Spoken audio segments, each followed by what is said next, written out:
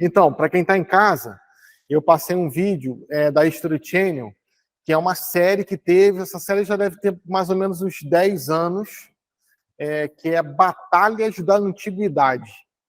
E entre as batalhas da Antiguidade mais famosas, tem duas batalhas. A primeira é a Batalha de Gaugamela, tá? Anota que eu vou cobrar na prova. Gaugamela, tá? Que é a tomada de Gaugamela por Alexandre Magno, tá? Ele toma aquele território do Ciro, rei da Pérsia. E depois ele vai até a Pérsia para atrás de Ciro. Só que os próprios soldados de Ciro o matam Ciro, tá? Na verdade não é Ciro, confundi Lé com Cré. É Dário, tá? Dário I, grande rei Dário da Pérsia. O que vai acontecer?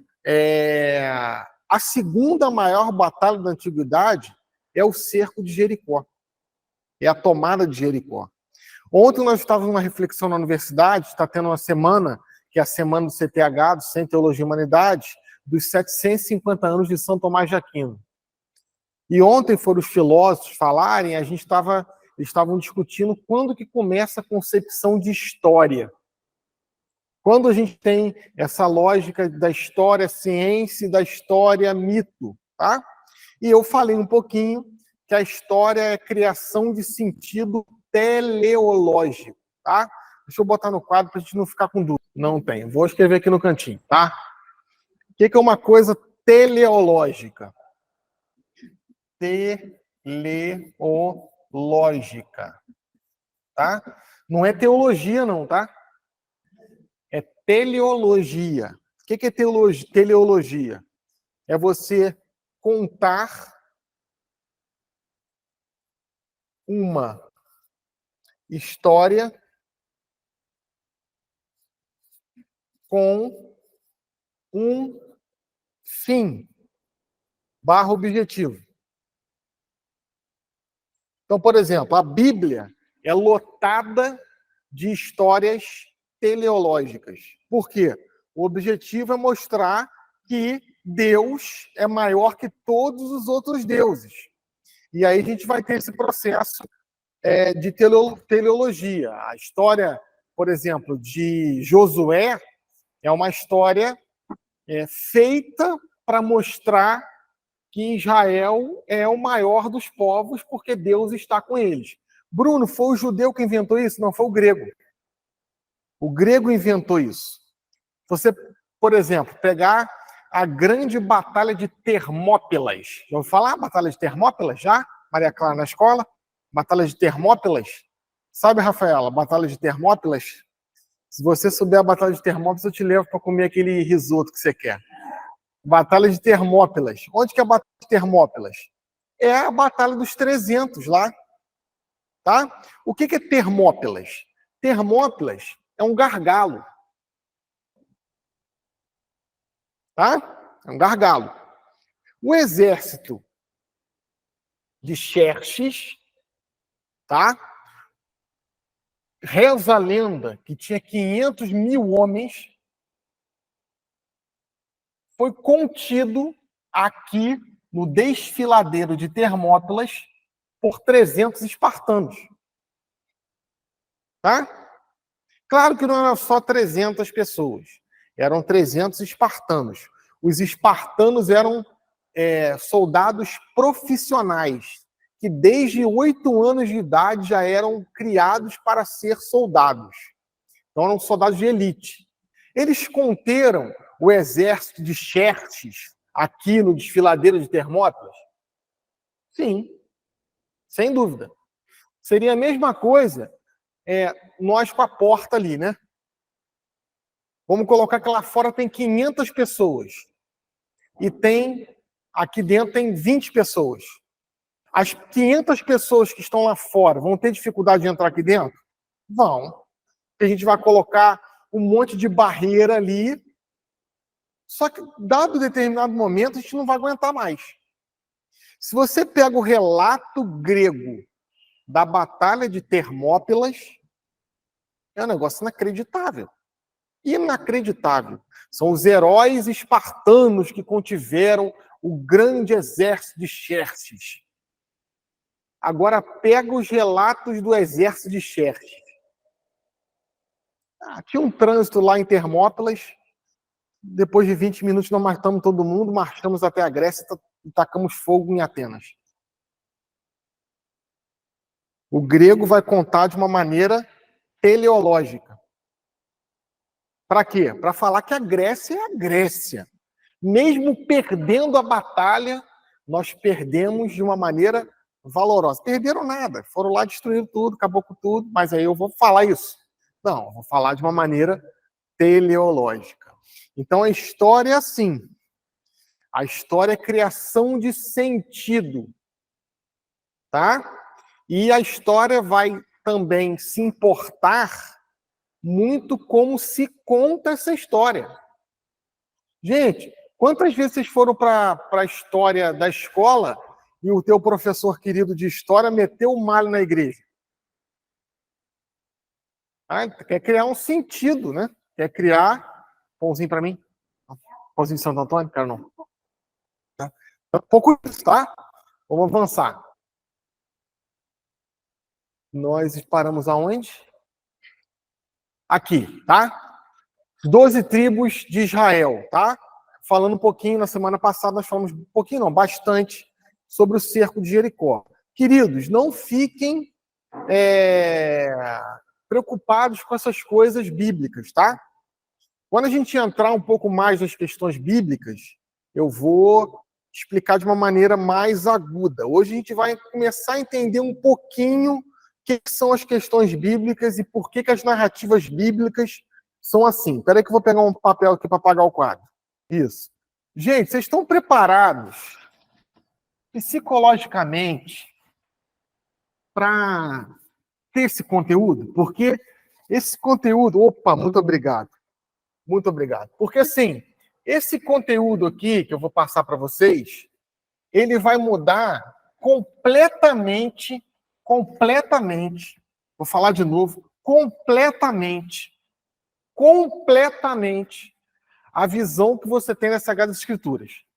Tá? Você está preparado? Eu costumo dizer, quem já viu aqui aquele filme Matrix? Eles botaram o quadro, mas esse quadro tá bem velhinho, né?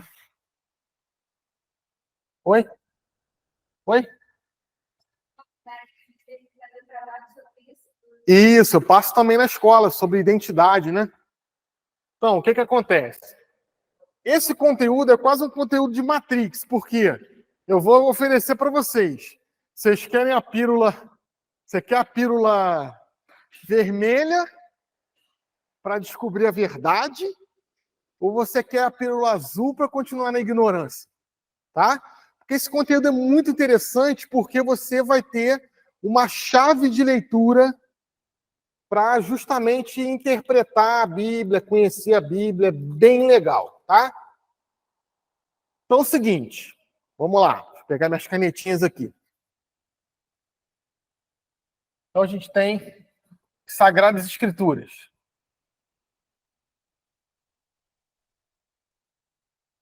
O pessoal que está no quadro, depois o pessoal vai tirar uma foto do quadro e vai botar no grupo, tá? Beleza? A gente tem a interpretação das Sagradas Escrituras de uma maneira javista. Repete comigo. Javista, tá? Isso vem de Iavé, tá? Que é Deus. Que o nome Iavé, você só podia falar dentro do templo. E é por isso que o judeu vai criar apelidos, né? É o Adonai, Elohim, El Shaddai, Emanuel. Você pode falar fora do templo. Iavé, só dentro do templo, tá? E você tem a interpretação sacerdotal. E a gente vai ter uma outra palavrinha, que aqui eu vou botar de outra cor, que é a hermenêutica. O que é hermenêutica? Interpretação. Tá? Então, por exemplo, a hermenêutica bíblica é a interpretação bíblica. Como vai se dar a hermenêutica das Sagradas Escrituras, a interpretação das Sagradas Escrituras de uma maneira já vista e de uma maneira sacerdotal. Tá? Então, de uma maneira já vista. Quem? Como?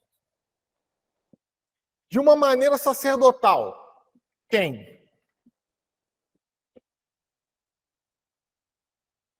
Olha que interessante. Quem criou o mundo? Uma interpretação já vista, tá? A hermenêutica já vista das Sagradas Escrituras. Quem criou o mundo? Deus. Como está na Bíblia. Como? Como está na Bíblia. Então, Deus criou o mundo em 6 dias e no 7º ele descansou. É uma interpretação já vista. Tá? Todo o Antigo Testamento, para as matrizes cristãs, protestantes históricas, protestantes neopentecostais e pentecostais, é visto dessa forma. Então, por exemplo, a jumenta falou com Balaão? Falou. Josué fez o sol parar? Fez. Porque, assim, é uma interpretação literal da Bíblia. Essa é a já vista. Uma interpretação altamente literal. Bruno, o católico não utiliza a interpretação já vista no Antigo Testamento? Não. Ele vai utilizar a interpretação sacerdotal. Por exemplo, quem criou o mundo? Deus. Pô, mas o relato bíblico? O relato bíblico é alegórico, é uma maneira de contar. Deus é o centro da criação. O relato do Pentateuco é isso. Deus é o centro da criação. Bruno, então tudo que eu aprendi está errado. Não, não está errado. Os personagens são verdadeiros. A analogia é verdadeira. Só que isso não é fundamental na história. O fundamental na história da criação é que Deus criou do nada. Isso é o fundamental. Como foi é uma coisa alegórica. Bruno, e o sacerdotal? A gente não utiliza? Utiliza, a gente vai utilizar no Antigo Testamento. Quem? Deus. E o já visto, a gente não utiliza? Utiliza onde? No Novo Testamento. Quem andou sobre as águas? Jesus. Como? Sobre as águas. Existe uma linha de teologia chamada Teologia da Libertação que quer utilizar a linguagem sacerdotal no Novo Testamento. Isso é heresia. Então, por exemplo, quem multiplicou os pães? Jesus. Como? Não. Ele ensinou a dividir. Isso é herético. Tá? Herético. Jesus ensinou a dividir? Sem dúvida nenhuma. Mas através do milagre. Tá? É humanizar e tirar o mistério da pessoa de Jesus. Quando a gente interpreta as Sagradas Escrituras do Antigo Testamento de uma maneira sacerdotal, a gente não está tirando o poder de Deus. A gente está dando um sentido para aquilo. E mostrar que a jumenta falar com Balaão ou não, o sol parar ou não, Adão entrar num sono, da costela de Adão fazer Eva. Isso são coisas que são alegorias da história principal, que é a história que Deus criou a humanidade do zero, do nada. Olha que coisa interessante. Tá? Bruno, então muitos personagens bíblicos não existiram? A maioria existiu, mas tem muita alegoria. Tá? Tem muita composição de história. Tá? E isso é menos importante na questão de fé. Tá? Eu já comentei aqui, a Rafaela está aqui hoje, eu posso falar, né? Eu falei para vocês que a minha sogra, ela é protestante neopentecostal. E falei que o protestante neopentecostal é um judeu que acredita em Jesus. Muitas vezes eu pergunto lá para minha sogra, e aí, minha sogra, como é que foi a pregação hoje? O pastor falou de Davi? Ela, Nossa, como é que você sabe? Porque eles só falam do Antigo Testamento. É uma pregação veterotestamentária o tempo inteiro, tá? O católico não. O católico a gente vai estudar o Antigo Testamento, mas o Antigo Testamento é um preâmbulo para a vida de Jesus. O Antigo Testamento não teria sentido nenhum se não tivesse o Novo. O Antigo Testamento é tal como uma série da Netflix. São as primeiras temporadas para ir à temporada mais especial, que é a encarnação de Jesus. Tá? Então, o Antigo Testamento vai preparar. Bruno, o Antigo Testamento, então, não é a palavra de Deus? Heresia também. O grande Papa Bento XVI, saudosa memória, fez, se não me falha a memória, em 2016. 2016 não, Bruno. 2008. Uma carta chamada Dies Domini, não, de João Paulo II. Verbum Domini. Tá? Deixa eu conferir aqui a data. Tá? Cadê meu celular? Pega aí para mim, amor. Não, mas aí é preciso, né? É. Verbum Domini. 2010. 30 de setembro de 2010. 30 de setembro, que dia que é? Dia da Bíblia. Dia do batizado do meu filho também. 30 de setembro, do João. Dia de São Jerônimo. Tá? Então ele proclamou essa carta depois de um sínodo sobre as Sagradas Escrituras. Tá? Falando que a Bíblia tem uma centralidade. E ele vai combater a heresia marcianista. A heresia de Marcião. Nossa, Deus abençoe minha memória, lembrei disso, né? Ó, o que é heresia de Marcião? Marcião, que era um bispo, falava que o Antigo Testamento não era a palavra de Deus. Herege. É a palavra de Deus, sim. E tem grandes exemplos do amor e da misericórdia de Deus ali. Porém, você vai ver o Antigo Testamento extremamente beligerante. É um Deus que muitas vezes se parece com os deuses gregos. Fica irado, se arrepende, manda uma serpente para matar o povo, fala que não vai fazer de novo aquilo que ele fez. Então ainda existe uma purificação da concepção de Deus, que tem o seu auge em Jesus. E é muito interessante a leitura do dia do Natal, de 25 de dezembro, é a leitura do livro, da carta, na verdade, aos Hebreus, que é de uma corrente paulina. Não é São Paulo que escreve, isso já é posto, mas é de uma corrente paulina. O que está lá no capítulo 1? Deus falou outrora aos nossos pais pelos profetas. É o Antigo Testamento. Hoje fala por meio de seu Filho, ao qual constitui o herdeiro da promessa. E é por isso que o padre fala, este é o cálice do meu sangue. Olha a diferença da ceia católica para a ceia protestante. O pastor não vai falar, este é o cálice do meu sangue. O pastor fala, esse é o cálice do sangue de Jesus. Um abismo de diferença. O padre está ali em persona Christi. Este é o cálice do meu sangue. Sangue da nova e eterna aliança. Qual que é a antiga aliança? Aliança cosmológica com Noé e aliança de prosperidade com Abraão. Jesus é uma nova aliança, não com sangue de bode, mas com sangue dele mesmo. Isso é espetacular. O Antigo Testamento é um preâmbulo para o Novo. É uma introdução, é um introito. Tá?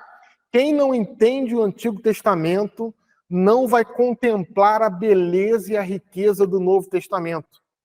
Por exemplo, o meu livro lá, as cartas, o Querigma nas Cartas de Paulo, tem mais de 700 passagens bíblicas. E Paulo era um mestre em Bíblia. Quando Paulo se converte, a gente vai falar isso quando a gente entrar em Paulo, tá? Vocês vão ficar emocionados, eu também, porque é muito bonito. Quando Paulo se converte, ele fica 3 anos na Arábia. E ele faz uma leitura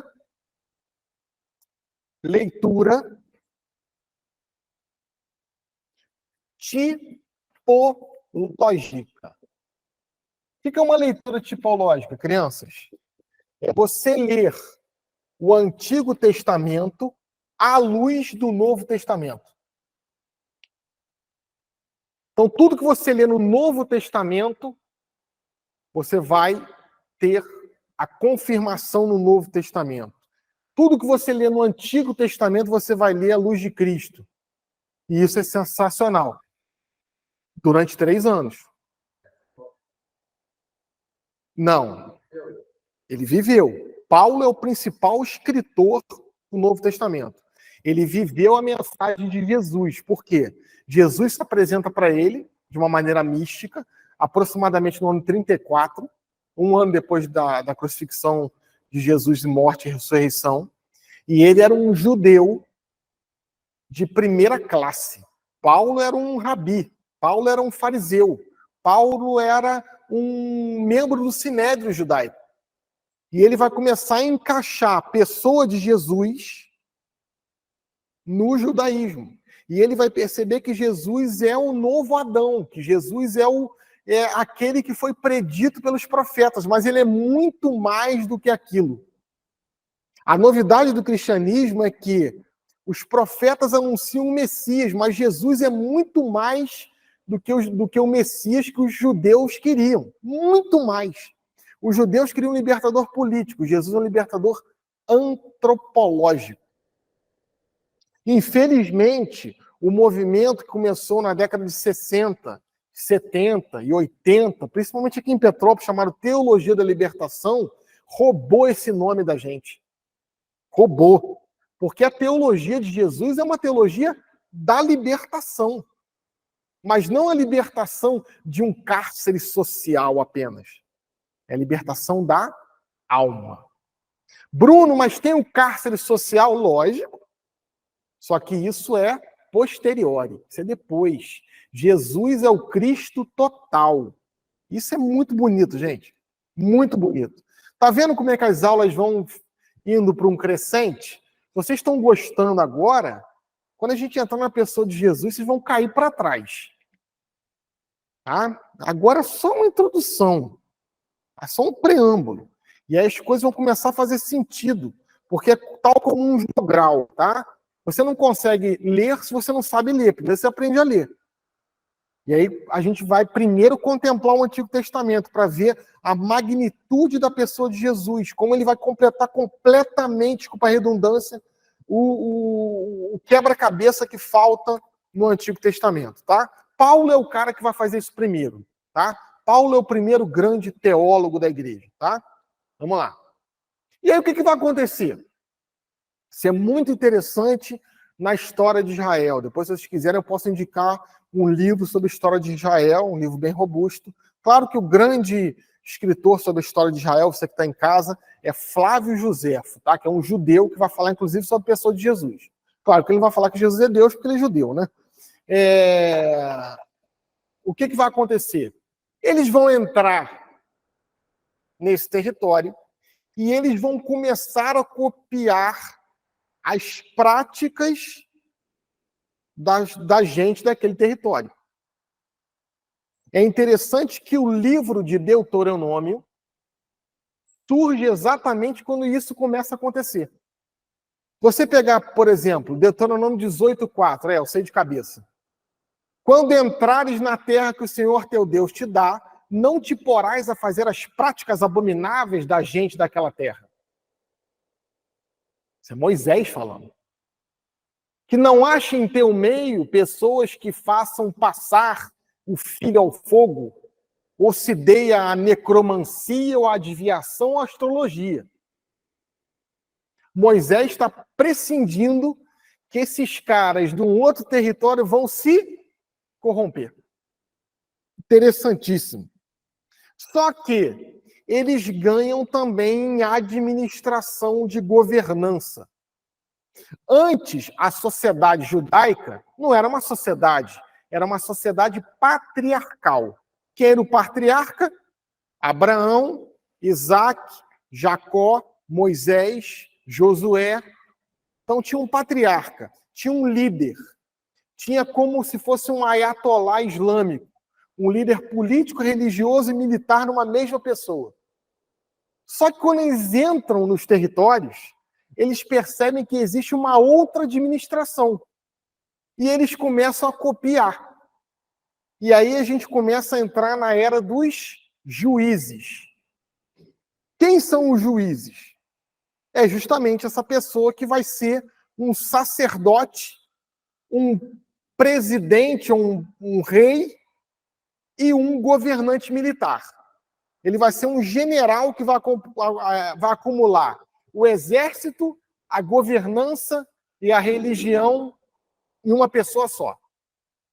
Isso existe até hoje? Existe. Ouviram a moto passando? Desculpa aqui o comentário, mas isso é um problema fálico, tá? Se você não sabe o que é um problema fálico, dê um Google que você vai descobrir o que é, tá? O pessoal que é novinho não sabe, mas um dia vai aprender, tá? O que vai acontecer? A gente tem dois juízes importantes, Gedeão e Sansão, tá? É interessante, novamente, estabelecer um grau de comparação com algumas comunidades cristãs neopentecostais, protestantes neopentecostais. Para você que chegou agora no vídeo, quando eu falo protestante, é a nomenclatura correta que foi cunhada por Carlos V lá no século XVI, com a base da Revolução Protestante, tá? Não é um termo pejorativo, é um termo que eles se intitularam porque eles protestavam a Igreja Católica. Então, eles mesmos se intitularam protestantes. Os protestantes tradicionais dificilmente vão aceitar que eu e você, que somos católicos, os chamemos de evangélicos. Eu tenho um amigo, por exemplo, muito amigo, Guilherme, né? Galvão, né? Que foi seminarista presbiteriano, e quando ele ia ali em casa, falava, esse aqui é meu irmão evangélico. Evangélico não, sou protestante. Então, os protestantes neopentecostais utilizam muito a figura dos juízes. Tá? Por exemplo, os 300 de Gedeão. Tá? E é muito interessante, porque Deus escolheu Gedeão por quê? Porque em vez de ele botar a cabeça no rio, ele pegou a água e levou à boca. Então, percebe como que o Antigo Testamento tem também muitas coisas míticas, misteriosas, tá? Isso é bem interessante. Toda a nossa celebração eucarística vem do sacerdote do Antigo Testamento. As roupas, as falas, o incenso, isso é tudo do Antigo Testamento. Então a gente vai ganhar e vai incorporar muitas coisas do Antigo Testamento. O outro juiz importante é Sansão. Todo mundo conhece a história, a força do cabelo, olha só como é que é mítico, né? Como é que é mágico, que é encantado, é bem interessante, né? E aí a Dalila filisteia, né? A Bíblia vai falar que Dalila o mantém cativo em sua tenda por 40 dias, né? A tenda dos prazeres de Dalila, né? Então, aí depois os filisteus vão, cegam o Sansão, que era apaixonado por Dalila, cortam o cabelo dele, mesmo assim ele pede força a Deus. Qual que é a mensagem, gente? Você pode até te arrepiar, você pode tirar tudo da pessoa, menos Deus. Ah, mas foi assim, ele ficou careca, ficou cego. É uma construção de uma história para mostrar que Deus é o centro da vida da pessoa. Ah, o professor Bruno disse que Gedeão e Sansão não existiram. Não estou falando isso. Eu estou falando que a história é uma composição para mostrar o centro da história. Deus estava totalmente com esse povo. E você pode perder tudo que Deus virá o seu auxílio, o seu amparo. Essa é a história de Gedeão, tá? Vamos lá. E aí a gente vai começar uma era muito bonita no judaísmo. Talvez a era mais bonita e mais sofrida também, que é a era dos profetas. Nós vamos ter 3 tipos de religião a saber, tá? Quais são os 3 tipos de movimentos religiosos que nós temos conhecimento. Tá? Quer tirar uma foto? Quer tirar uma foto? Você? Foi você que tirou da outra vez? Foi não? Foi quem que tirou da outra vez? Deixa eu tirar então. Tira lá rapidinho uma foto, por favor. Que aí manda pro pessoal do grupo. Isso. Beleza, queridão. Bota lá no grupo pra gente. Tá? Existem 3 tipos de religião. Bruno, como assim 3 tipos de religião? 3 tipos de fonte religiosa. Tá? Essas fontes emanam uma doutrina. Tá? Quais são os 3 tipos de fontes religiosas? Olha que coisa interessante. Isso aqui a gente vai brincar um pouquinho com sociologia da religião, com ciência da religião, tá? Então nós temos as religiões primitivas. Por que são primitivas? Porque são primeiras. O que o homem começou a cultuar quando ele virou o homem tal como eu e você? Quem sabe? O nome disso é animismo. As coisas da natureza, tá? Animismo. Então, os fenômenos da natureza. De animação, tá? Os fenômenos da natureza, água, fogo, terra, trovão, os seres celestiais, estrelas, tá? Olha a astrologia aqui, que antigamente era astronomia, tá? Hoje, quando você fala astronomia, me dá até um dor no coração, porque não é astronomia, é astrologia, porque logos é palavra. Só que hoje a astrologia é horóscopo. Isso é uma picaretagem, né? Tá? Então, astronomia é o nome das estrelas. Astrologia é o estudo das estrelas. Só que se você chegar para uma pessoa e falar que é astrólogo, ele vai achar que você está jogando conchinha, né? Então a pessoa fala astrônomo. Então as primeiras religiões são animistas. E aí a gente tem várias religiões primitivas. Por exemplo, a gente tem o totemismo, principalmente nas religiões da Mesoamérica. Quem já viu aquele filmezinho da Disney chamado Irmão Urso? Totemismo. Eles acreditam que tem um totem animal. Isso tudo é animismo, tá, gente? Por exemplo, fetichismo e politeísmo. Tá? São as religiões primitivas. O que é o fetichismo? Você acreditar que uma coisa tem um poder sobrenatural. Então, por exemplo, eu sou de uma religião de matriz africana. Eu sou do candomblé, eu sou da Umbanda, eu sou da Quimbanda. Eu fui lá no centro de candomblé e a entidade que estava lá me deu um patuá e eu guardei no bolso. Um breve. Quem já fez isso aqui? Já, né? Já. Aqui no Sudeste é muito comum você, de algum momento na sua vida, ter contato com um centro de espiritismo, não espiritismo, mas de religiões afro-brasileiras, tá? O Sudeste, principalmente no Rio de Janeiro, todo bairro você tem um centro de Umbanda, de Quimbanda, candomblé é mais difícil, mas de Umbanda principalmente, tá? Então você acredita que aquilo tem um poder, uma força. O animismo também é fetichista.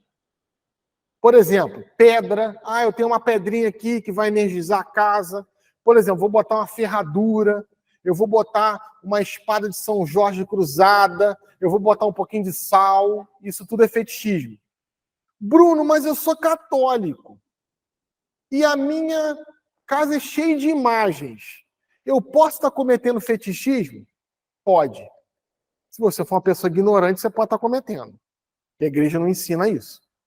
O terço, o crucifixo, não tem um poder. Eles não são elementos mágicos. Eles são elementos simbólicos. que é o símbolo? É uma coisa que une uma coisa a outra. Símbolo.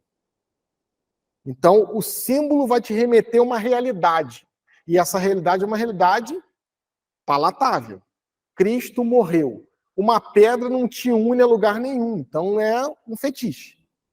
Tá? Esse é o primeiro tipo de religião. Olha que interessante, né? Muito interessante. Tá? Percebe, por exemplo, voltando às religiões de matriz africana. Quem aqui já passou perto de uma oferenda de matriz africana? Várias pessoas. Tá? E aí, por exemplo, você passa ali, geralmente num lugar de encruzilhada, e aí vai ter lá um vaso de barro, vai ter lá algum elemento de comida, por exemplo, fubá, que é um elemento da terra. Vão ter velas, vão ter bebida alcoólica. Às vezes vai ter algum animal morto, porque o sangue representa a vida. Olha que interessante. Isso tudo é religião primitiva. Bruno, é demônio! Não, gente. Só existe demônio no cristianismo e no judaísmo. Então, quando você fala que a outra religião é demônio, você está cometendo uma mentira. E você sabe que é o pai da mentira, né? Então, quando você fala que uma outra religião é o demônio, e isso é uma mentira, quem se torna o demônio é você. Cuidado, respeito. A maneira maior de ser católico é respeitar o outro e conhecer a religião do outro. Conhecendo a religião do outro, eu amo muito mais a minha. Percebe que eu não preciso desrespeitar? Então não é demônio. Tem demônio no judaísmo, tem demônio no islamismo, tem demônio no cristianismo. Por exemplo, no budismo não tem demônio. No budismo, o demônio é você, entre aspas. São as práticas ruins, enfim. Isso é um outro curso. É um curso de ciência da religião que eu gosto muito de falar. Tá? Eu estudo isso a vida inteira. 30 anos eu estudo religião, adoro. Tá? Não, adorarás somente o Senhor teu Deus. É uma piada. Qual que é a outra forma religiosa? Politeísmo é, por exemplo, qual que é a diferença do politeísmo e do monoteísmo? Poli, Flamengo. Flamengo é policampeão brasileiro. Por exemplo, depois a gente vai estudar o monoteísmo. O mono é Botafogo. Uma vez campeão. Né? Politeísmo. Onde que nasceu o politeísmo? No Egito. Primeiras religiões. Na Mesopotâmia. Tinha um deus para cada dia. Por exemplo, o panteão grego, né? Tinha lá Cronos, que gerou Zeus e os outros deuses do Olimpo, Poseidon, Cronos, os outros lá que eu não esqueci o nome. Né? Aí Zeus tem relação sexual com Minêmoses, que é a memória, e Minêmoses gera as 9 ninfas do Olimpo, que são as disciplinas que nós estudamos. Aí uma vez Zeus, elas estavam brigando, Zeus pegou uma maçã, escuta essa, Rafaela. Aí estavam as 9 ninfas gregas, todas elas muito bonitas, e Zeus pegou uma maçã e falou assim: essa maçã é para a mais bela. Elas se mataram. Né? É uma piada, tá? Então, politeísmo é isso. É um deus para cada dia, muitos deuses. E os deuses têm atributos humanos e se relacionam com os humanos e têm semideuses. Por exemplo, Zeus foi lá, fez sexo com uma mulher e nasceu o Percy Jackson, lá o ladrão de raios. Tá? Nasceu lá Jasão, tá? Que é um semideus. Tá? Olha que coisa interessante. Então, deuses e homens se relacionam, inclusive, sexualmente. Tá?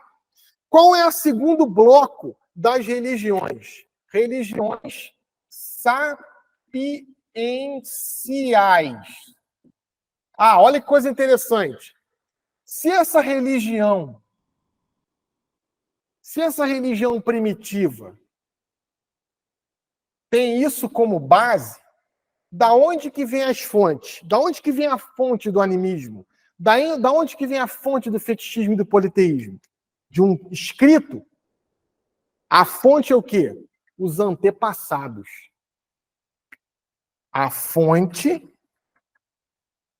é a tradição oral. Por que a fonte é a tradição oral? Porque essas religiões nasceram no momento que não tinha nem letra, não tinha nem escrita. Olha que coisa interessante. Bruno, isso de certa maneira impediu dessas religiões chegarem com força até agora? Sem dúvida. Nós que somos pessoas de origem e matriz grega, se não tiver escrito, tu vai ter muita dificuldade.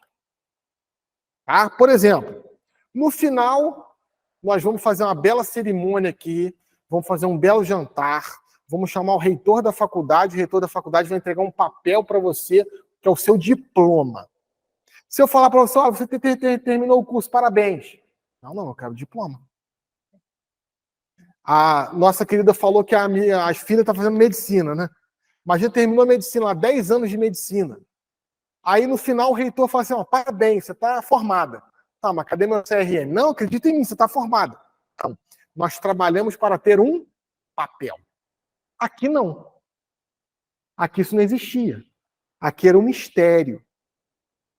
Tá? Bem interessante. Quais são as religiões sapienciais? Ou o que são religiões sapienciais? Tá?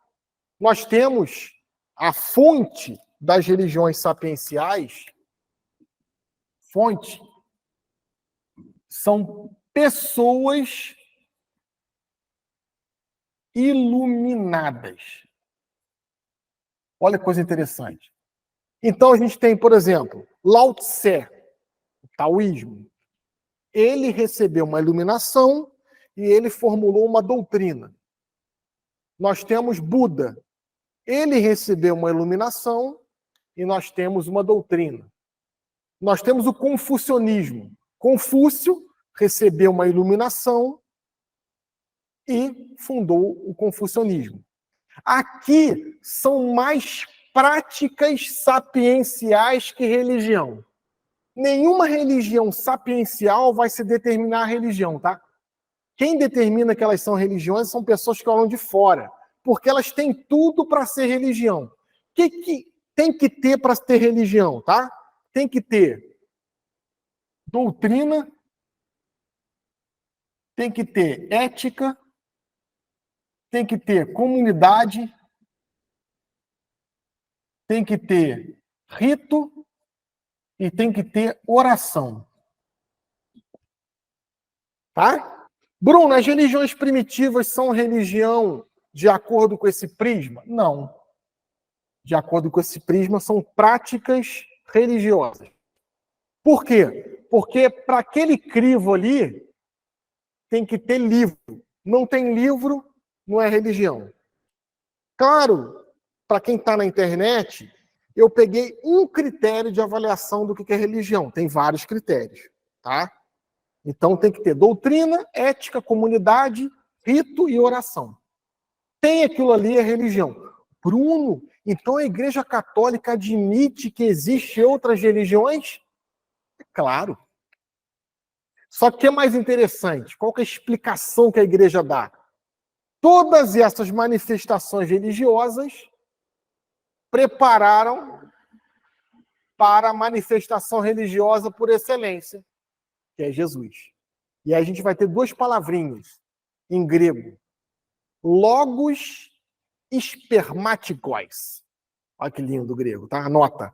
Tô brincando. Logos espermatikos. O que é o espermatikos? O que é o esperma? A vida. Logos é a palavra. Então, sementes da vida. Sementes da palavra de Deus. Aí, em latim, semira verbi. Sementes da palavra de Deus. Então, quando a Igreja Católica olha essas religiões, ela vai falar que é o demônio? Não. Ela vai falar que todas essas manifestações têm sementes da verdade. E que a verdade é o Cristo. Olha que lindo, gente. É lindo demais. Onde está isso, gente? Catecismo da Igreja Católica. Você que é cristão católico e não lê o catecismo, está perdendo tempo, tá? Está lá no Catecismo da Igreja Católica. Olha como é que a Igreja Católica é bonita, tá, gente? E aí tem o profetismo.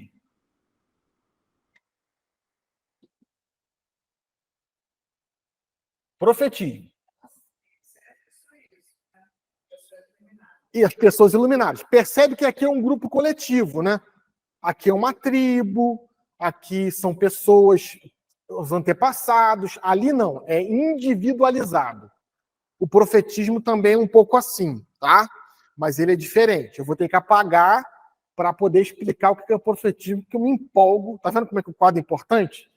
Vendo? Vamos lá mais um pouquinho, tá? O pessoal de casa está gostando? Sim. Cadê a foto? Sim. Show, show. Vai lá rapidinho, senão não consigo. Vai lá.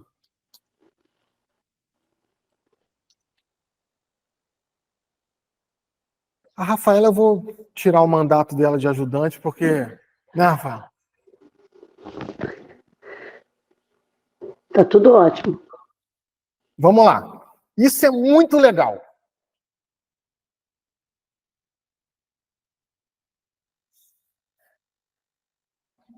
Ó, o que é o profetismo?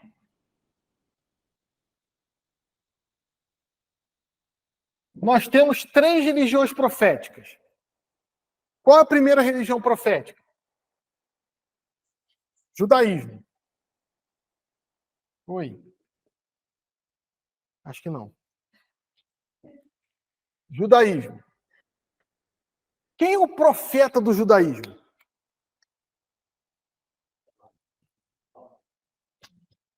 Abraão, o pai da fé.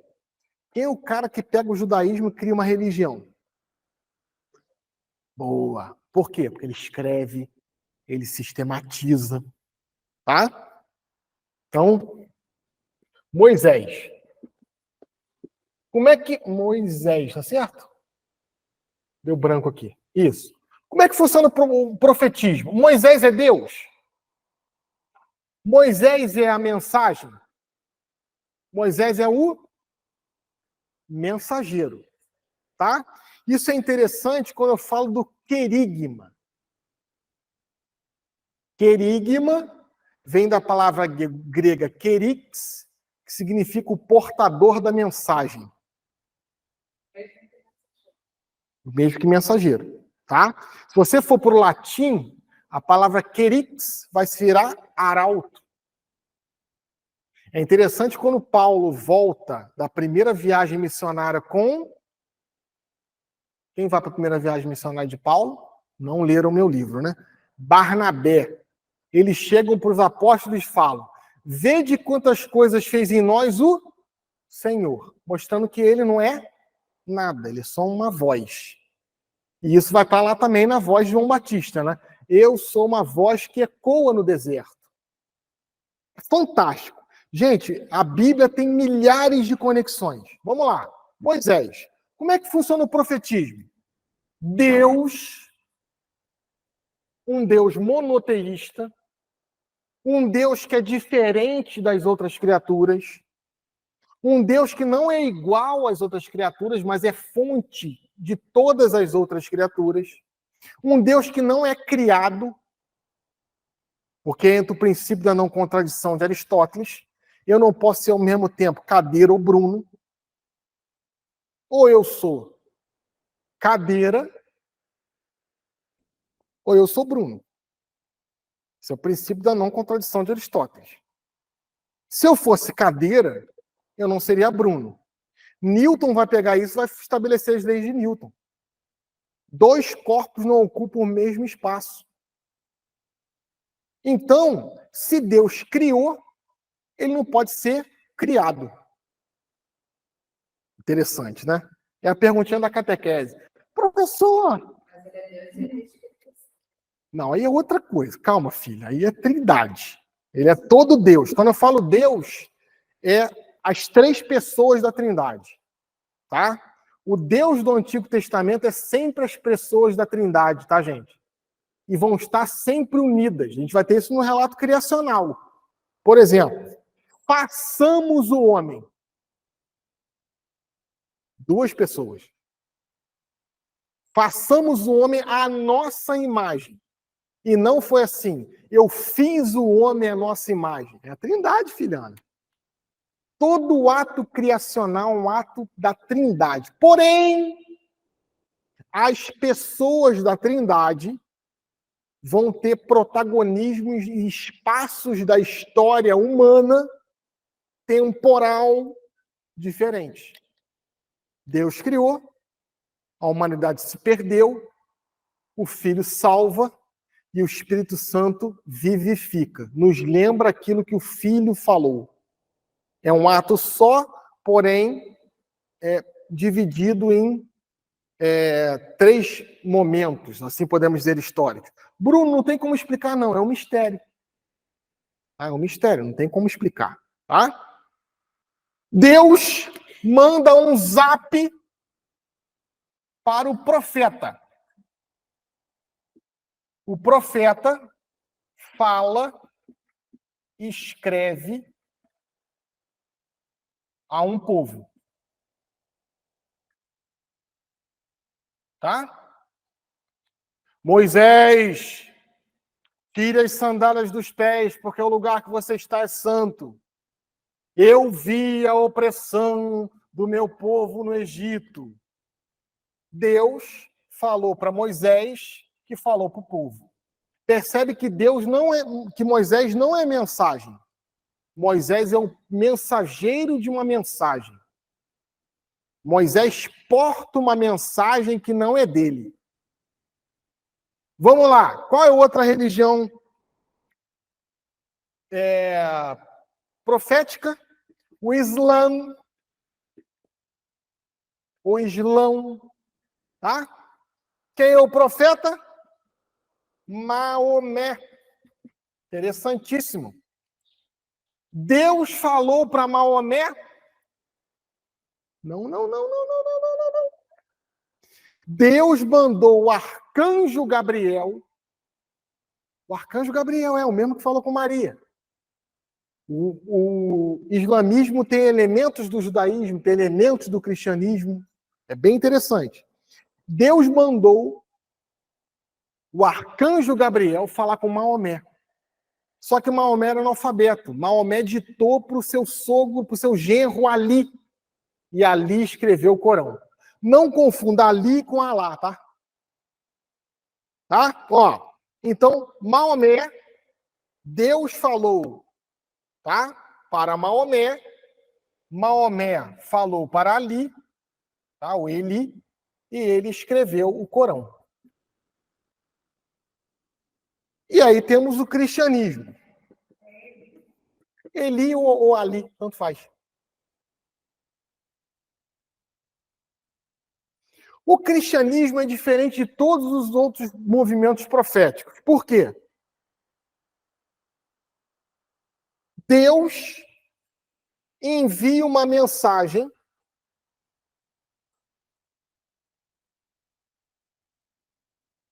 através de um mensageiro. Quem é a mensagem? Quem envia a mensagem? Deus. Quem é o mensageiro? Deus. E qual é o conteúdo da mensagem? Deus. Jesus, então, ele é multifuncional. Ele é a mensagem, o mensageiro e o teor da mensagem. Como é que a gente dá o nome disso? Evangelho. Boa nova. Uma boa notícia. Olha que coisa espetacular. Deus é o mensageiro, Deus é a mensagem e Deus é o teor da mensagem. Quem é a mensagem? Jesus. Quem é o mensageiro? Jesus. Qual é a mensagem? Jesus. É lindo isso. Lindo demais. Percebe como as outras religiões, claro que aqui é um conteúdo católico, tá? Você que chegou agora é um conteúdo católico. Percebe como as outras religiões vão ser preparação para o profeta por excelência. Tá? Para o profeta por excelência, para o profeta dos profetas. Porque ele não é um mensageiro, ele é a mensagem. Ele é o mensageiro, é a mensagem, ele é o teor da mensagem. Por isso que o cristianismo longe de ser um faça aquilo, não faça isso, é o encontro com a mensagem, e é o encontro com o mensageiro, e é o encontro com o teor da mensagem, que é Jesus. O cristianismo se centra na experiência de Jesus, no encontro com Jesus. Quando uma pessoa se encontra com Jesus, a doutrina se torna acessível. A doutrina passa a ter sentido. Se uma pessoa não se encontrou com Jesus, a doutrina não tem sentido nenhum. Por isso que as nossas catequeses não podem ser catequeses simplesmente doutrinais. As nossas catequeses têm que ser catequeses de inspiração bíblica catecumenal. O que é isso? Introdução ao mistério de Jesus.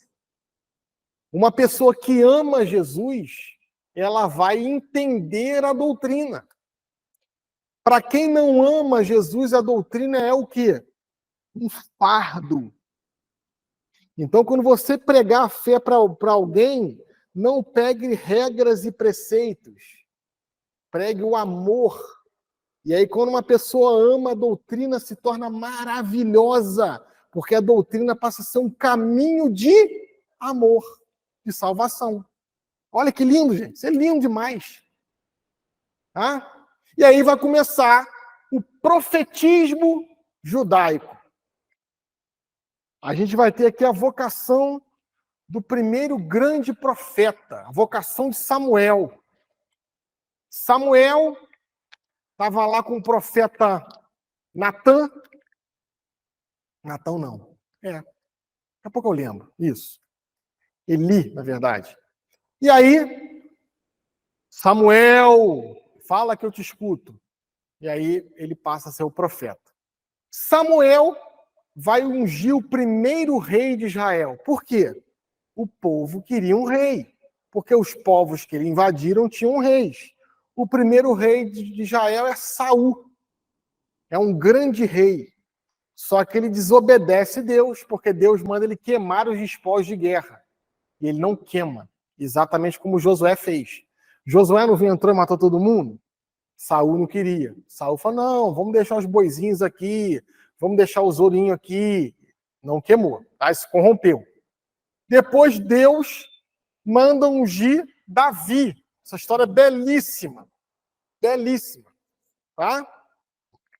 Davi foi lá ser ungido, e aí pegou lá todos os irmãos de Davi, colocou lá um enfileirado do outro, tá? Davi era filho de Jessé, tá? Por isso que tem lá em Isaías 61, da raiz de Jessé nascerá um rebento. Quem é o rebento? Davi. E desses braços nascerá o Salvador do mundo. Da raiz de Jessé, do tronco de Davi, nascerá o Salvador do mundo. Só que isso tem 600 anos antes de Jesus. É muito interessante. Tá? Olha como é que o Antigo Testamento é um preâmbulo, né? Mais de 600 anos. Né? 600 anos é Isaías, o profeta Isaías. Tá? E aí Davi é ungido. É interessante que o profeta Samuel pede para Jessé trazer todos os filhos, e ele fala, esse aqui não é, esse aqui não é, esse aqui não é, esse aqui não é. Você tem mais um filho? Tem, mas é um menino, um adolescente é esse. E aí fala que Davi era muito bonito, tinha um cabelo louro, tinha um rosto com sardas. Ele é ungido rei. O que o rei faz? Saul tenta matar Davi. Davi foge, tá? Davi se esconde. É interessante que Davi, em determinado momento, ele cerca Saul, ele entra na tenda de Saul, ele rouba a espada. Algumas traduções vão falar que ele rouba o alforge. O que é o alforge? É como se fosse uma bota de vinho, né? Como se fosse um copo Stanley de hoje. Tá? E Saul fala, por que não me matou? Por que não acabou com a minha vida miserável? E aí Davi fala, por acaso hei de levantar a mão contra o ungido do Senhor? Antes disso vai acontecer isso aqui, ó. Ó. Olha que bonito. Isso aqui é Michelangelo de Caravaggio, tá? Davi com o gigante Golias. O que acontece? Saul, para tentar matar Davi, todo mundo fala, não, Davi é nosso rei. Tá bom, bota o rei para lutar. Ele está lutando contra os filisteus, está lá em 1 Samuel 17:4, livros históricos, né? E aí o que vai acontecer? Os filisteus pegam o seu campeão. E aí chegam para Davi e falam, Davi, você vai ter que lutar contra o campeão dos filisteus. E aí Davi pergunta assim, o que eu vou ganhar se eu matar esse cara, né? Pô, tu vai ser o cara mais famoso do planeta Terra, né? E aí o Davi vai com uma funda. O que é uma funda? É um bodoque. Sabe o que é bodoque, né? Sem arco. Tá? Então, ele consegue acertar. Davi era muito habilidoso. Depois Davi vai lutar contra os leões. E aí vai ter uma analogia com Jesus. E Davi vai escrever o quê? O Senhor é meu pastor e nada me faltará. É alusão à crucifixão de Jesus. Quando Jesus fala assim, Senhor, afasta de mim esse cálice. Olha que coisa sensacional que é a Bíblia. Se você não leu a Bíblia, está perdendo um tempo, mas está perdendo um tempo precioso da tua vida. Eu tenho muita pena de quem nunca leu a Bíblia. E outra coisa, ler a Bíblia impede das pessoas te enganarem sobre a própria Bíblia, sabe? Porque o que tem de gente fanfarrã, o que tem de fanfarrão, o que tem de ovelha não, de lobo disfarçado de ovelha, ensinando a Bíblia, ensinando coisas que não estão na Bíblia, tendo uma interpretação torta da Bíblia. Então lê. O próprio Jesus vai falar, conhecereis a verdade vos libertará. O que vai acontecer? Davi consegue matar esse cara. Saul, aos tempos, vai sendo destituído do trono, né? Também ela é o tamanho da cabeça do Golias, né? Ah, Bruno, ele era um gigante? Não, era uma alusão. O que era uma alusão? Era uma alegoria, mostrando que Davi era um menino e o gigante era um homem feito. Tá? Olha que interessante. Eu tenho uma outra imagem de Davi, que é muito interessante. Todo mundo aqui viu o Código da Vinci, né? Tem o livro lá do Dan Brown e depois tem o filme. Como é que mostra Maria Madalena? Como é que mostra João na ceia? Como é que ele está? Deixa eu ver se eu acho isso aqui. No código. Deixa eu ver se tem isso aqui. Peraí. Esse slide é velho.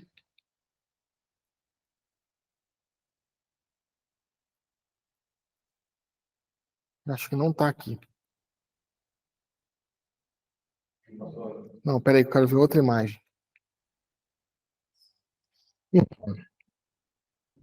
Tem. Isso aqui tem que. Outro dia a gente vem. A gente tem aqui, Peraí. Aqui. Parece o quê? Uma mulher. Olha o cenário. Pegou o cenário? Pé direito alto, olha as janelas. Viu as janelas, os arcos? Olha que coisa espetacular. Isso.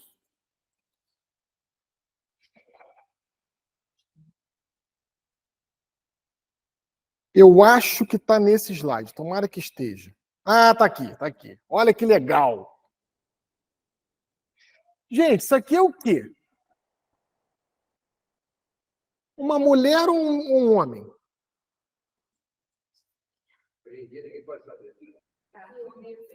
É um homem afeminado, com traços femininos. Olha o cenário. Que prédio que parece com isso aqui?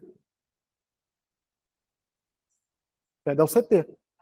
É estilo o quê, aquele prédio? Renascentista, muito bem. Apesar de estar escrito neoclássico, tá errado. Eu já quase passei eu já quase passei um leak paper lá, tá? Na verdade, prédio em estilo neoclássico. Lá está escrito renascentista. O que tinha no Renascimento, onde está o prédio da UCP? Índio. O Renascimento é 1600. Não tinha nada. A pessoa que botou a placa é... O que significa isso aqui? Que essa pintura e aquela pintura que eu mostrei para vocês de João são feitas na mesma época. Que época? O Renascimento. Olha...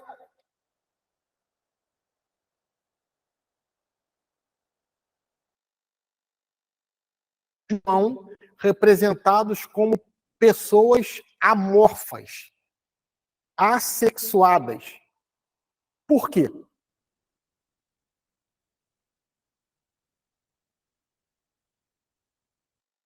poder de iluminar. Quase. No século XVI, quando surge o Renascimento, quando uma pessoa, um homem, ainda não era adulto, ele era representado com traços femininos, porque a mulher era o símbolo da pureza. Então, João, quando Jesus nasceu, morreu, ele não era um homem feito. E é por isso que na cruz, João é entregue a Maria, para Maria cuidar de João, porque João era um menino. Se eu estou no Renascimento, como é que eu vou pintar um adolescente? Igual uma menina. Ó, quebrei o código da Vinci. Gente, eu ganhei tanto dinheiro nessa época falando isso. Comecei minhas viagens nessa época. Fui para São Paulo, para Minas, né? Fiz vários trabalhos falando disso. O que é isso? É inteligência? Não, isso é história da arte, gente. Isso é história da arte. Ah, mas é Maria Madalena. Não, é João, que é pintado igual uma menina. Olha o Davi. Olha o Davi, tocando harpa. Ó, aqui, ó, outra figura também, ó. Davi, ó.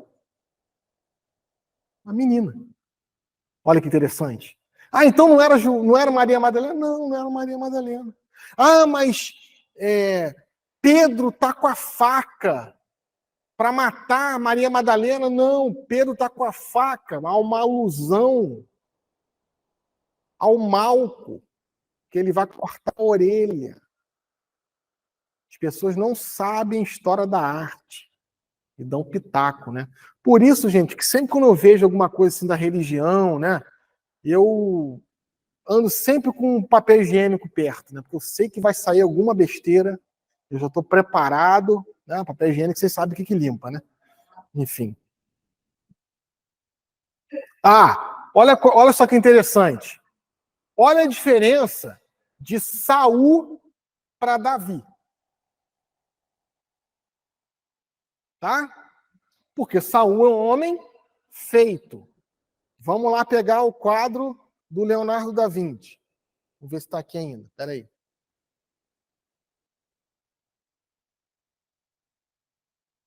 Olha a diferença dos outros apóstolos. Ó, eu acho que tem um quadro melhor. Isso aqui é outra coisa, tá? Esse slide é muito antigo, gente. Ó, olha a diferença dos outros apóstolos, tá? Ó, para João. Ah, Pedro está chamando Maria Madalena para matar Maria Madalena. Não! Uma pessoa que fala um absurdo desse nunca leu o Evangelho. O que Pedro está falando? Jesus fala assim, hoje eu serei traído, papapá. Pedro fala o seguinte, João, pergunta para o mestre, e ele faz assim, ó, pergunta para o mestre quem é que vai trair. E aí o João vai e coloca a cabeça, o peito de Jesus e pergunta, mestre, quem vai te trair? É aquele que botar a mão na vasilha junto comigo. E na hora Judas está botando a mão, ele vai segurar a mão de Judas. Tanto que, se você pegar o nome desse quadro, muitas vezes foi interpretado como uma traição de Judas e não a Santa Ceia. Essa faca aqui que Pedro está na mão é a faca que vai fazer uma alusão à orelha de Malco. Isso é a história da arte, crianças. Olha os apóstolos mais velhos. Olha o apóstolo que era um adolescente. Não faz sentido? Por que faz sentido? Porque é verdade. Se não fizesse sentido, não seria verdade. Gostaram? Na próxima aula a gente continua.